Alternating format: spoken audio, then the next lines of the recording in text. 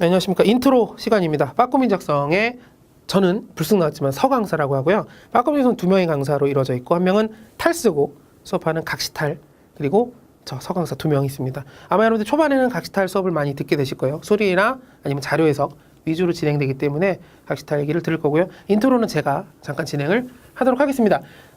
인트로 보통 잘 안 보고 넘어가시는데, 넘어가신다고 제가 할 수가 없죠. 제가 화면에서 어떻게 끄지마 이렇게 할 수 없으니까. 근데 시간이 여기 나와 있겠지만 굉장히 압축해서 NCS에 대한 얘기를 압축해서 말씀을 전달을 드릴 거기 때문에 봐주시길 좀 부탁드립니다. 옛날에 저희가 예전에는 빠꾸민 인적성에 대한 얘기를 인트로에서 많이 했어요. 우리 이렇게 대단한 사람들이고 기가 막히고 우리 막 훌륭해 이런 얘기를 많이 했었는데, 요즘은 그렇게 하진 않고요. 뭐 저희가 많이 유명해져서 그런다는 게 아니라 그거보다는 더 중요한 거는 이제 강의 내적인 부분, 그다음에 이 시험에 대한 이해에 대한 얘기를 좀 말씀드리기 위해서 NCS에 대한 얘기를 조금 더 집중해서 해보겠습니다. 압축해서 해보겠습니다. 일단 저희가 강의할 내용은 NCS 직업기초능력 평가라는 시험을 대비하는 거고요. 그리고 이거를 이야기해서 일단 첫 번째로는 채용 프로세스는 간단히 모든 회사가 다 똑같지만 서류 통과하고 필기시험 보고 면접 보죠. 그래서 이제 이만큼 뽑으면, 이만큼 지원하면 줄여야 되는데, 줄이는 단계가 3단계입니다. 그래서 뭐 서류로 사람 줄이고 필기시험으로 줄이고 면접으로 줄이고, 물론 이렇게 줄지는 않을 거고 뭐 각도는 여러 가지가 있겠죠. 근데 서류에서 예전에 꽤 많은 인원을 탈락을 시켰다면, 지금 같은 경우에는 대체적으로 전반적으로 공기업 쪽에서는 이제 블라인드 채용이라는 것을 들여와서 서류 학벌 안 보고 모두 안 보고 그리고 NCS라는 것 자체가 취지가 너를 뽑을 때 우리가 너를 좀 그렇고 당신을 우리가 채용할 때 당신이 우리 회사에 맞는 적합한 업무 능력 그리고 직무에 대한 능력, 경험 이런 것들이 있는지, 거기에 맞는 정확하게 맞는 능력을 갖고 있는지 우리가 그걸 기준으로 뽑겠소. 당신이 무슨 출신 성분이라든가 학벌이라든가 당신의 배경이라든가 이런 건 안 보겠소. 또는 우리 회사는 그렇게 영어가 안 중요한데 당신 영어 토익이 막 990점이라고 해서 훌륭한 사람이군이라고 생각하지 않겠어. 우리 회사에 맞는 사람만 뽑겠어. 그럼 다른 얘기는 이제 어떤 회사에서는 영어 점수가 중요하다 그러면 영어 점수가 높을수록 중요하겠죠. 좋겠죠. 어쨌든 서류 통과가 그래서 이 정도 이상만 되면 통과시키는, 아니면 다 통과시키는 그런 회사들이 많아짐으로써 변별력이 없어졌습니다. 그러면 사람을 어느 정도 줄였어야 되는데 안 줄이니까 대다수가 필기시험으로 오고요. 면접 같은 경우는 물리적으로 할 수 있는 영역이 좀 특별히 변화가 없습니다. NCS라는 게 채용이 들어왔어도 크게 변화가 없어요. 그래서 가장 크게 변한 건 이제 필기시험입니다. 필기시험이 변별력을 갖춰야 돼요. 사람을 줄여야 됩니다. 그래서 굉장히 많이 줄여야 되기 때문에 치열해졌죠. 경쟁률이 넘어갔는데 치열해졌습니다. 그 치열해진 2개 시험이 있는데, 하나가 저희가 하려고 하는 NCS 직업기초능력 평가, 그리고 또 하나가 전공시험인데요. 전공시험은 이해하기 쉽게 뭐 경영, 경제 뭐 2-3개를 묶어서 본다던가, 아니면 이제 공대 쪽은 건축, 기계, 전공 전기, 전자 이런 것들 시험을 보는 거죠. 전공시험은 보는 회사도 있고 안 보는 회사도 있습니다. NCS는 다 봐요. 다 본다. 다 본다라고 하기에는 또 예가 있을 수 있는데, 어쨌든 기본적으로는 거의 다 본다. 그래서 이걸 저희가 강의를 하려고 하고요. 이게 뭔지 이제 말씀드려야 되는데, 무슨 시험이냐를 궁금했던 3개의 주체가 있는데, 첫 번째 당연히 취업 준비자. 저게 뭐지? 저게 도입됐을 때 2015년쯤에 도입된다고 발표했을 때 뭐지라고 궁금했고, 저희 같은 취업 강사도 뭐지? 뭐 어떻게 그렇게 되지? 조금 독특한 거는 채용하는 사람, 기업들도 뭐지? 우리 어떻게 채용해야 되지? 이렇게 됐었어요. 그래서 굉장히 혼란스러운 모습을 한 3년, 4년 동안 지금 보고 있는데, 채용하시는 분들도 헷갈리는 거죠.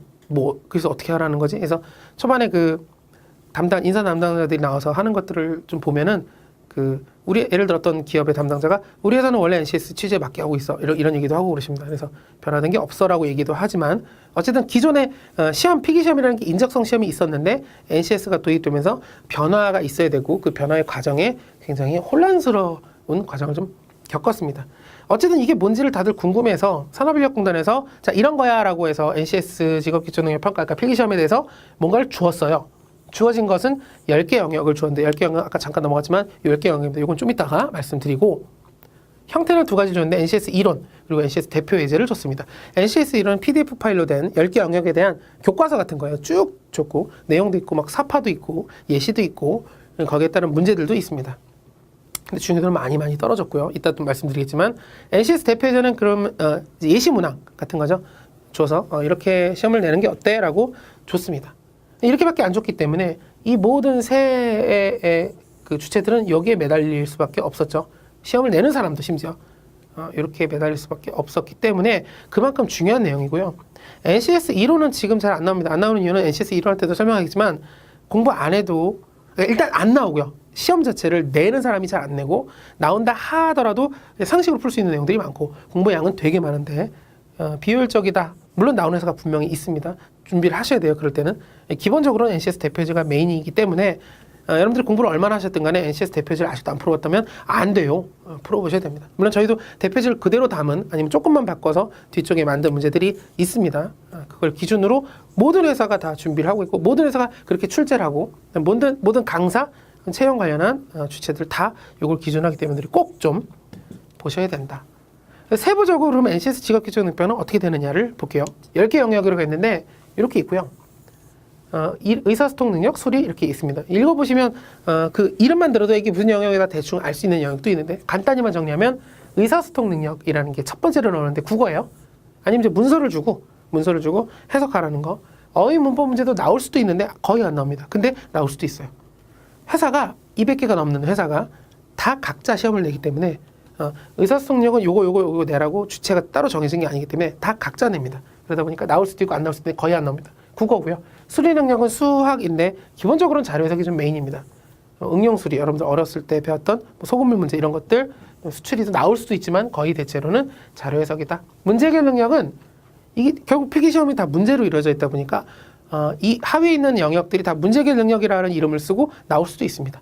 어쨌든 문제가 나오는데 그중에 종종 거의 고정적으로 나오는 애들 중에 그나마 언어 추리라는 게 있고요. 언어 추리는 명제, 참거짓, A가 범인이고 C가 범인인데 D는 범인일까요? 이런 거. 그다음에 상황 판단이라고 써놨는데 피셋에 있는 영역 중에 하나죠. 근데 상황을 주고 이 상황에서 이제 머리 써서 풀라는 문제를 해결하는 내용입니다. 기본적으로 문제 해결 능력에는 숫자적인 측면이 나오면 수리 능력으로 볼 수도 있고, 그다음에 그냥 글로만 써서 여러분들 생각하는 거, 판단하는 걸 체크할 때는 의사소통 능력과 구분이 안 되는 문제들도 무진장 나옵니다.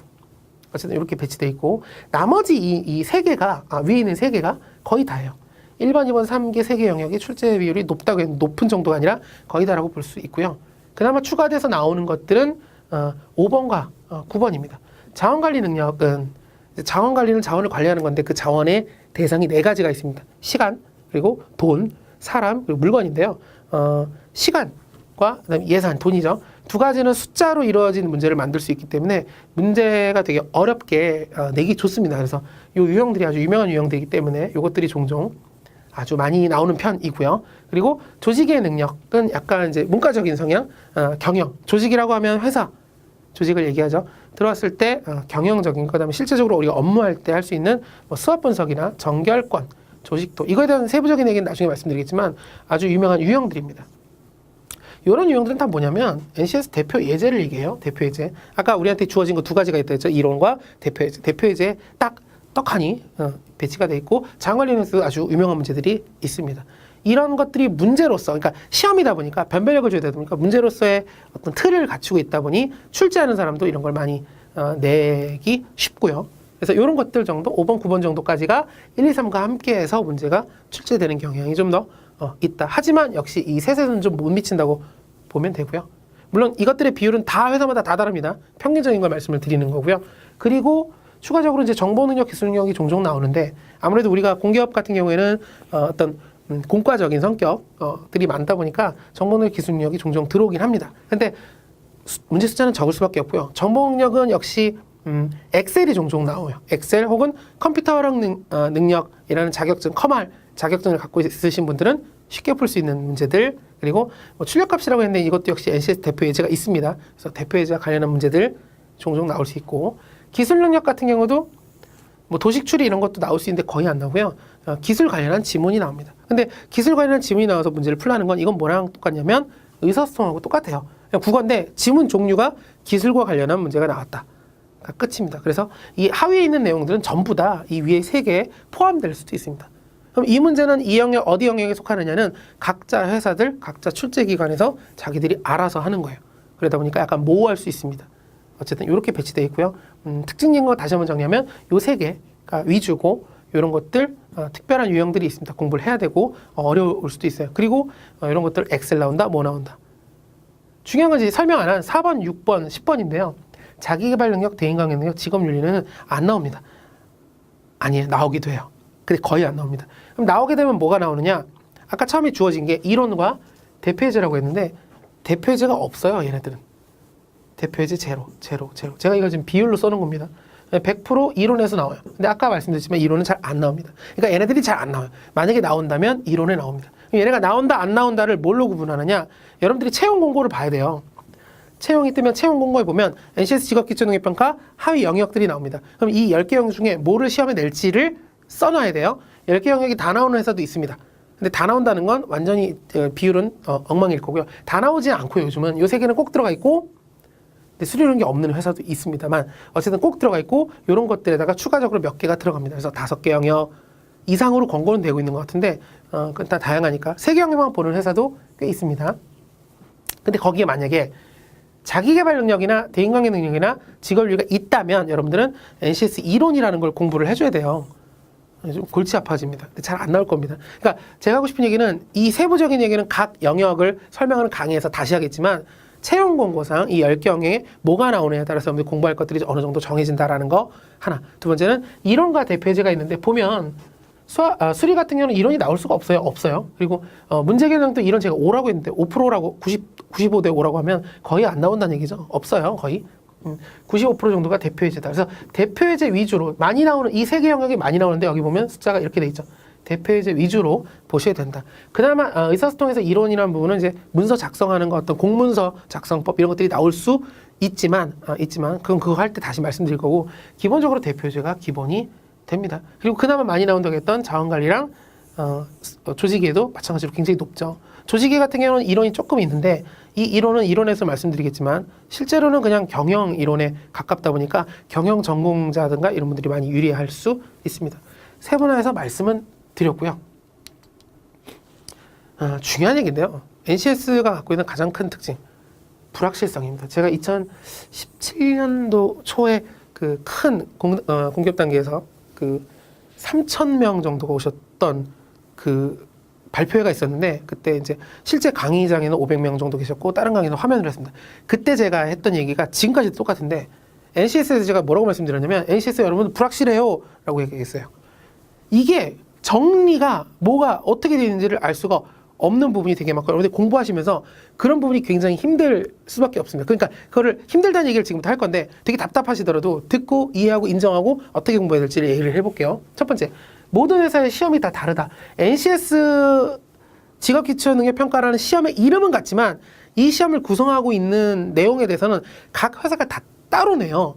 이 각 회사가 200개가 넘는 회사가 다 따로 내다 보니까 영역의 구성 및 비율이 다릅니다. 이거 우리가 인정을 해야 되는 게 우리 회사는 이런 능력이 중요해라 해서 이런 능력을 시험을 볼 거야. 그건 자율이죠. 그죠? 근데 그 비율도 다르다는 거죠. 그러니까 어떤 영역이 더 많이 들어가고 적게 들어가고. 그리고 이것도 또 하나 얘기할 건 한 개 영역을 바라보는 회사의 시선도 다릅니다. 무슨 얘기냐면 의사소통 능력 우리가 모든 회사는 의사소통 능력을 냅니다. 근데 의사소통 능력의 문제를 보면 전혀 다른 문제가 있어요. 하다못해 국어 문제라고 하면 공무원 국어 문제랑 수능 국어 문제랑 피습 국어 문제랑 국어 문제마다 다 다르잖아요. 지문의 길이부터 형태부터 국어 안에서도 물어보는 형태들, 그다음에 보기가 구성되고 있는 능력, 그다음 중요한 건 출제 기관이 다르다 보니까 출제 기관에 이렇게 얘기하면 좀 뭐하지만 수준도 달라요. 여기랑 좀 연결되는데 어떤 회사는 예산이 많으면 큰 예산을 들여서 좋은 기관보다는 좀 더 많은 능력 예산을 투입해서 시험을 만드는 회사가 있는가 하면 막 만드는 건 좀 죄송한 얘기지만 어쨌든 예산이 좀 덜 들어가서 노력이 좀 덜 들어간 시험도 있습니다. 이 얘기를 제가 좀 안 죄송해도 될 게 지금 현재도 매 시즌 나오는 건데요. 시중에 있는 문제집과 10문제가 똑같은 게 나왔다. 이런 시험이 있어요. 시험인데 시험을 봤는데 시중에 있는 시험에 있는 문제집과 똑같은 물론 회사는 돌아가면서 나오고 있습니다. 이게 뭐냐면 출제하는 기관들이 다 각자 다르기 때문에 그리고 예산이 다르기 때문에 이 시험이 갖고 있는 기본적인 특징은 다 다르고 그리고 그것의 수준도 다 다르고 우리가 한 개 시험에 수능이다 그러면 우리가 수능을 막 분석해가지고 여러분들 이때 보기에서 요게 답입니다 이런 얘기를 드릴 수 있겠는데 이거는 출제하는 기관이 다 다르니까 보기를 만드는 방식도 다 다릅니다. 하다못해 의사소통만 얘기해도 제가 의사소통 부분을 강의하게 되는데 그때도 그 얘기를 엄청나게 할 거예요. 준비하는 입장에서 굉장히 골치 아픈 겁니다. 어떤 시험이 딱 정해져 있고 기출이 딱 주어지고 예를 들어 수능이나 피셋이나 국가에서 관리하는 시험이다. 그러면 실제기관이 있고 교수들이 있고 수많은 막 노력들 검토도 해서 오타도 없고 막 이거야 하고 시험을 내면 우리는 그거에 맞춰서 노력해서 시험을 보면 되는데 그게 아니라 회사마다 다 다릅니다. 그리고 더 황당한 건 그래 회사마다 다른 건 우리가 오케이. 그러나 같은 회사 시험이라도 매번 다르다. 코레일이라는 시험을 예를 들어보면 진짜 어마어마하게 바뀌어 왔습니다. 물론 근래에 두 개 시험은 좀 비슷했는데 시험이 계속 바뀌어요. 코레일뿐만 아니라 모든 회사가 다 그렇습니다. 저번에 시험 본 사람이 있고 아니면 내가 저번 이 회사를 봤는데 아쉽게 떨어졌습니다. 또 준비할 때는 시험 봤는데 다른 시험이 나와요. 여기서 다른 시험은 영역은 똑같더라도 다른 문제들이 출제되거나 다른 유형들이 막 출제됩니다. 그거에 대한 어떤 가이드가 많이 부족한 편입니다. 회사에서는 예시 문항을 줘요. 우리 이렇게 될 거야. 근데 그거랑 실제 시험과 비슷할 수도 있고 아닐 수도 있어요. 무시하라고도 말 못하겠고 이게 집중하세요라고 말도 못합니다. 굉장히 다릅니다. 기출문제가 기본적으로 공개가 되지 않아요. 공개하지 않는 이유는 여러 가지가 있겠죠. 부끄럽거나 부끄럽다는 또 문제가 있지만 어쨌든 논란이 있을 수 있기 때문에 그럴지 모르겠습니다. 근데 공개된다 하더라도 문제는 그 다음 시험에 그게 연계돼서 나오지 않고 다른 유형의 시험이 출제되는 경우가 생각보다 굉장히 많습니다. 같은 회사인데 뽑는 인재상이 계속 변하는 것도 아니지만 그러기도 합니다. 또는 이제 외주를 맡기는 업체가 바뀌기도 하죠. 한정 같은 게 중간에 바뀌었을 때 엄청나게 바뀌어졌어요. 그 얘기는 좀 이따 회사별로 얘기할 때 하겠습니다. 그래서 이제 불확실성 때문에 생기는 건데 물론 불확실성 때문이기도 하고 동시에 아까도 얘기했지만 그 뽑는 그러니까 변별력이 높아지다 보니까 여러분들이 되게 많은 범위를 공부해야 돼요. 10개 영역 아까 있는데 아까 이론 되게 적게 나온다 그랬잖아요. 안 나오는 게 아니기 때문에 공부해야 됩니다. 내가 보는 회사에서 만약에 나온다. 나올 수도 있다. 나올 수 있는 가능성이 좀이라도 있다. 공부해야 됩니다. 코레일 같은 경우에 맞춤법 시험이 나왔어요. 4월에 18년도 4월입니다. 그래서 맞춤법이 근데 한 3-4문제가 나왔는데 이 2-3문제가 아까운 거예요. 왜냐면 2문제 차이로 떨어지기도 하고 이러기도 하니까. 그래서 공부를 막 했습니다.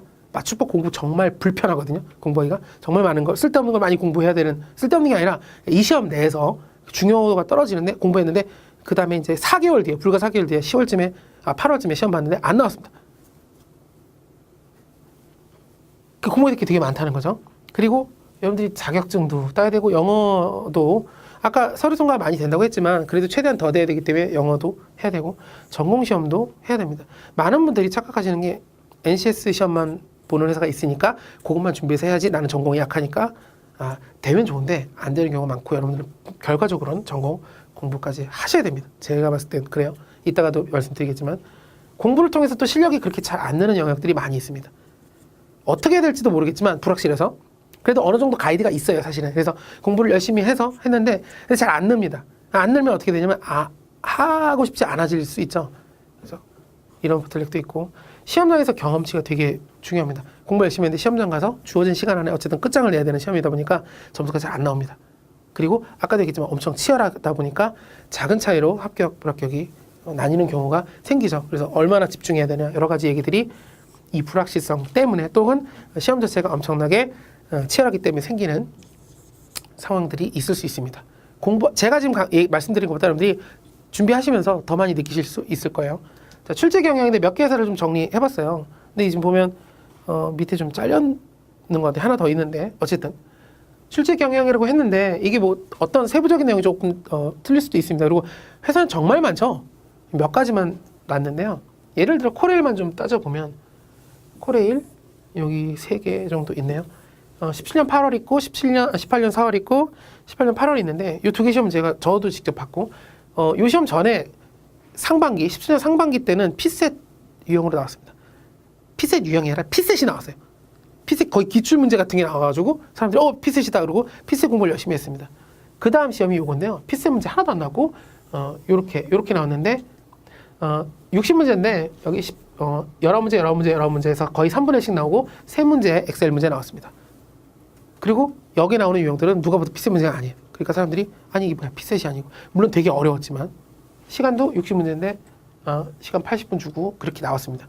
그래서 이제 그렇게 준비를 했는데 그 다음 시험이 4월에 좀 바뀌었어요.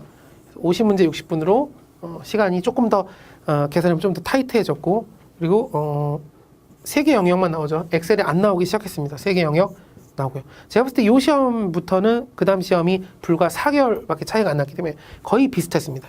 거의 비슷했고요. 형태는 이제 어느 정도 안정권에 들어선 것 같아요. 제가 코레일로 예시 든 거는 초반에 그렇게 많이 바뀌었었는데 어느 정도 선에 수렴하는 경향을 일반적으로는 띕니다. 일반적으로는. 하지만 갑자기 또 뒤통수고 새로운 유형이 나오기도 합니다. 예를 들면 서울교통공사 17년 11월 그리고 올해 봤죠.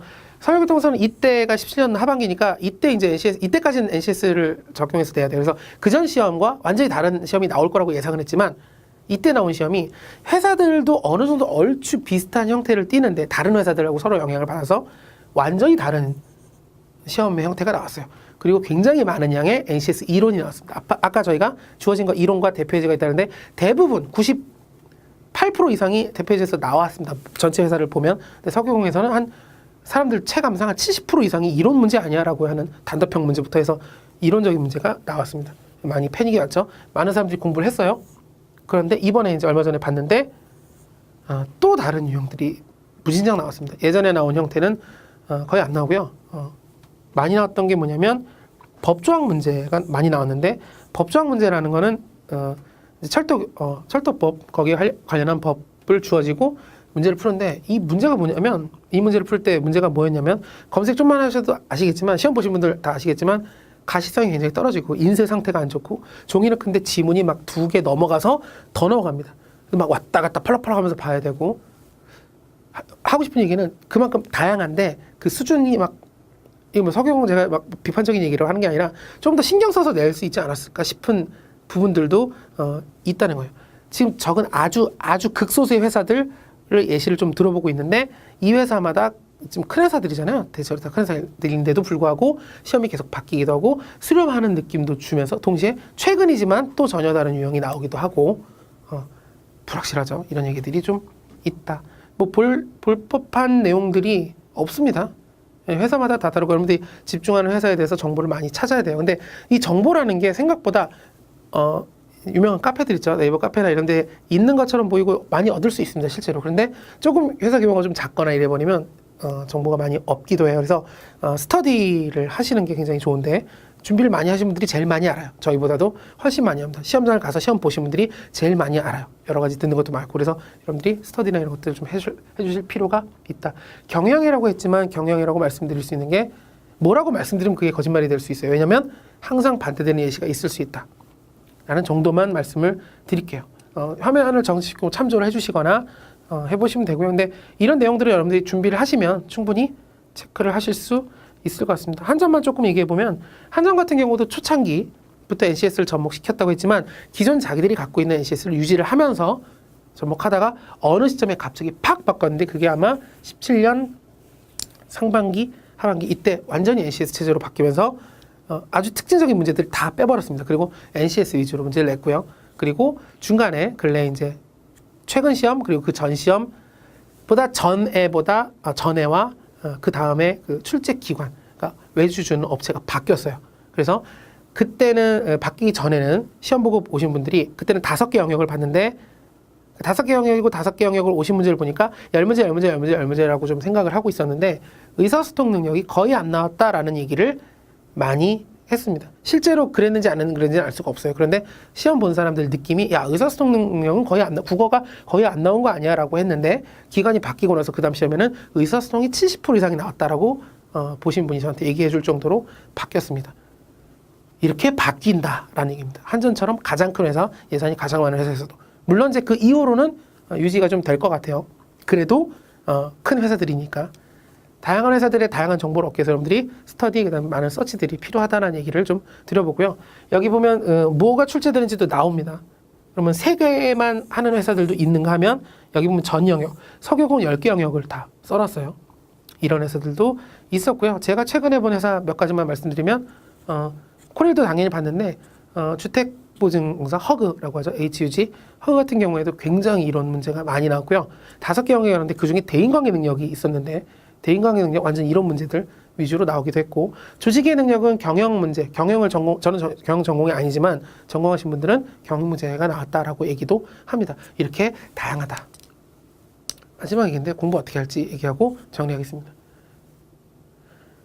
어려워요. 공부를 어떻게 해야 되는지가 굉장히 어렵고 아직도 얘기하고 있습니다. 부끄러운 얘기는 저희도 지금 계속 확인하고 있어요. 영역별로 요거를 실력을 늘려면 어떻게 해야 되는지는 알겠지만 결국 합격하기 위해서 어떻게 해야 되는지는 다양한 사례들을 보고 있고 아직도 점검하고 있습니다. 그래서 지금까지 정리된 것만 말씀드리면 일단 절대적으로 중요한 건 다수의 시험을 응시하셔야 됩니다. 그러니까 여러분들이 지금 취업준비생을 시작하지 않고 회사를 다니다 오신 분들도 있고 다양한 상황들이 있습니다. 예를 들어 뭐 아까 석유공 얘기를 저희가 좀 많이 하는 이유는 철도 관련한 학교에 나와서 석유공과 그다음에 그 코레일 딱 2개 시험만 보시는 분들도 많고, 그러니까 내가 볼 수 있는 시험, 내가 갈 회사들이 정해져 있다 하더라도 사실 정해진 것도 조금 마음을 좀 열었으면 좋겠고요. 어느 회사 가도 다 하는 직무와 관련되기 때문에 좀 갈 회사를 좀 넓혀서 지원을 하셨으면 좋겠고, 적어도 서류 통과가 잘 되기 때문에 많은 시험에 필기장 가서 시험을 보셨으면 좋겠어요. 현장에서 집중해서 시험 점수를 얻는 게 굉장히 중요합니다. 집중력이 굉장히 중요해요. 되게 뻔한 얘기처럼 들리겠지만 굉장히 중요하기 때문에 시험을 많이 보고, 그리고 보다 보면은 뭐랄까, 시험이 정말 다 다르다는 걸 알 수도 있고 동시에 공통적인 부분도 알 수 있고, 이런 부분도 공부해야 되는 것들에 대한 정리를 저희가 강의로 드리는 거나 여러분들이 어떤 돈을 내고 어떤 설명을 듣는 거 다 필요 없고 여러분들이 가서 시험 보는 게 최고입니다. 시험장에서 내가 얻을 수 있는 최고 점수를 얻어야 합격을 하느냐 마느냐이기 때문에 꼭 시험을 계속 보러 갔었으면 좋겠어요. 이 얘기를 드렸을 때 부담스러워 하시는 분들이 있습니다. 내일 괜히 가기 좀 먼데, 시험장이 먼데. 아니에요. 시험 많이 좀 보셨으면 좋겠습니다. 여러 가지들이 해결이 될 수 있고요. 많은 범위를 공부해야 된다고 했죠, 아까. 전공 얘기 다시 한번 하면 결과적으로 전공도 필기시험의 하나의 영역 중에 하나인데 전공을 아예 준비 안 하시고 하시는 분들도 되게 많습니다. 그럴 수밖에 없어요. 너무 많은 걸 하다 보니까 완성되지 않은 상태에서 이제 시험을 준비 시작하는 거죠. 생각보다 많은 것들을 공부를 이제 해야 된다. 근데 이거에 대한 결정은 제가 여러분 전공 공부하세요가 아니라 여러분들이 필요성을 느끼게 될 거예요. 되게 될 겁니다. 그리고 공부를 많은 영역을 하기도 해야 되고 많이 해야 됩니다. 스터디를 좀 중요하게 넣는데 스터디가 생각보다 구하기가 좀 어렵기도 하고 마음이 맞는 사람들하고 스터디를 하기도 쉽지가 않고, 또 스터디 하다 보면 매 시즌 가면 이제 합격하는 사람과 합격하지 않은 사람이 또 나뉘기도 하고 좀 어려운 부분이 있는 건 알겠지만 여러분들이 정보 획득 그리고 그 풀이법, 이 문제를 어떻게 해결하느냐에 대한 여러 가지 얘기들을 서로 같이 공유하면서 얘기하는 게 저는 반드시 필요하다고 생각하기 때문에 좀 어려우시겠지만 어떤 방법을 통해서 스터디를 진행하셨으면 좋겠고, 저희 같은 경우는 오프라인 강의를 했을 때 결국은 마지막쯤에 이제 드릴 수 있는 포인트는 스터디, 거기 오신 분들끼리 스터디 저희가 짜드려요. 스터디원들을 찾는 용도로도 굉장히 중요한 역할을 하고 그때 만나신 분들하고 계속 스터디를 진행하시기도 하고 합니다. 시간을 3번 썼는데요. 첫 번째 시간은 공부 시간입니다. 공부를 많이 하셔야 됩니다. 이게 지금 인트로를 들어보고 내가 공부를 해봤는데 어떻게 하는지 난 모르겠어. 실력이 잘 늘지도 않아. 그러니까 시간을 많이 들이기가 꺼려질 수 있지만 공부는 좀 많이 해보셔야 된다고 생각합니다. 저는 충분히 하고 있는데요. 좋아요. 그래도 합격하지 않았다면 계속 시간을 좀 많이 들여서 해야 된다. 두 번째 시간은 문제 풀 때 시간인데요. 시험장에서 시간을 줄이는 게 굉장히 중요하겠죠. 거기에 전략에 좀 포커싱이 많이 맞춰줘야 된다라는 얘기고요. 마지막 시간이 좀 애매한 시간인데 주변에 나는 공부 좀 안 했는데 합격했어 이런 분이 있죠. 빨리 합격하는 사람이 있습니다. 하지만 어느 정도 시간이 걸립니다. 물리적인 시간이 걸리고요. 제가 느끼기에 합격까지 걸리는 시간, 그러니까 대략적으로 보면 첫 번째 시즌에 거의 합격을 하기가 참 어렵습니다. 있기 때문에 없다고 하는 게 아니라 어렵습니다. 그래서 이런 것들이 너무 멘탈에 큰 걸 받지 않고, 이따 합격해서 다시 한번 얘기하겠지만 그런 부분, 시간에 대한 어떤 감이 좀 있어야 될 것 같고요. 또 시간이 너무 늘어져서도 절대 안 됩니다. 너무 오랫동안 가지 않게 여러분들이 아주 집중해서 봐야 될 것 같고요. 합격에 대한 얘기를 이제 저희가 직접 본, 온라인에서는 사실 저희가 어떻게 합격하시는지 잘 몰라요. 근데 오픈에서는 많이 뵀던 분들 합격하는 것들을 좀 보면 합격자 많습니다. 저희가 그 서치가 잘 안 돼서 그렇지 합격 많이 하셨는데, 물론 이제 저희가 뭐 많은 도움을 드렸다라고 하기 어렵게 원래 잘하시는 분들도 있고 본인 노력에 의해서 합격하시겠죠. 보면은 필기 시험을 한 번 통과하는 게 굉장히 어렵습니다. 그렇게 한 번도 통과 못 하신 분들도 있어요. 그러다가 어느 시점에 통과가 됩니다. 필기 시험을 통과하면 면접이잖아요. 그럼 그때부터는 이 소중한 기회를 내가 해야 되기 때문에 필기 시험을 다른 시험들이 있음에도 불구하고 다 안 보러 가고 면접에 막 올인합니다. 그리고 면접 가서 떨어져요. 붙을 수도 있죠. 떨어지는 경우도 있습니다. 그리고 다음 시즌이 됐을 때 필기 시험이 조금 더 복수로 붙기 시작하고 면접을 복수로 보기 시작하고 그 중에 하나가 붙어서 가기도 합니다.